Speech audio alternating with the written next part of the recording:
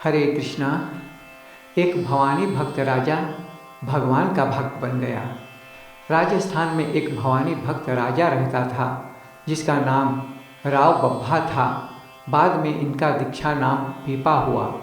इन्हें 20 रानियाँ थीं। ये राजा पशु का बलि भी चढ़ाता था।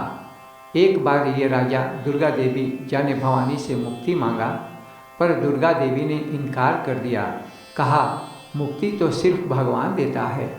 और तभी से ये भवानी के आज्ञा से भगवान की शरणागत हो गए। बाद में ये दुर्गा के भी गुरु बने। दुर्गा देवी की और भी गुरु हैं, जैसे हरि राम व्यास, चतुर्भुज दास और अनेक ऐसे गुरु हुए।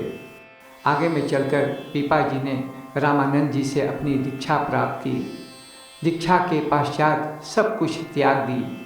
20 रानियों में से एक रानी जो सबसे छोटी थी, जिसकी नाम सीता सहचरी थी, अपने पति के साथ दी। बाकी के 19 रानियों को त्याग पसंद नहीं थी। पीपा और सहचरी दोनों ठाकुर के खोज में द्वारिका जा पहुँचे और पहुँचते ही पूछताछ पता लगाने लगे कि ठाकुर कहाँ रहते हैं। तो पता चला कि ठाकुर समुद्र में रहते हैं। ये दोनों सभी के सामने समुद्र में कूद पड़े।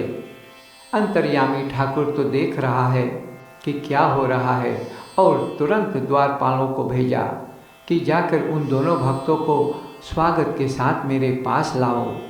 7 दिन तक लगातार द्वारका की खूब दर्शन की 16,108 रानियाँ के साथ। तब ठाकुर ने कहा, अब वापस जाओ।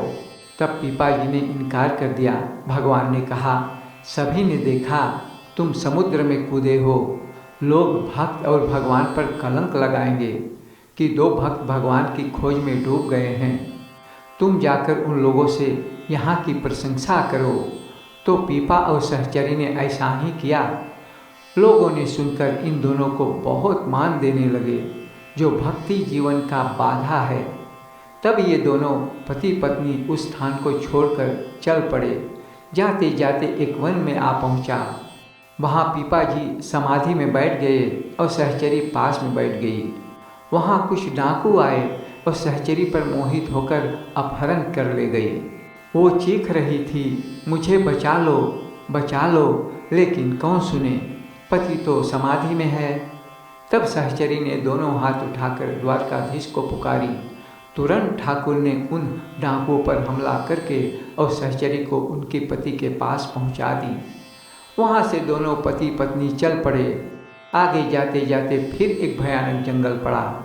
वहां से एक शेर निकला और पीपा जी पर प्रहार करना चाहा, लेकिन पीपा जी ने उस सिंह के सामने खड़ा हो गया और कहा, हिंसा करना पाप है, तू मेरे साथ हरि को भज। और सिंह पर अपना हाथ रखा। सिंह सब कुछ भूल गया। पीपा जी ने कान में गुरु मंत्र कहा।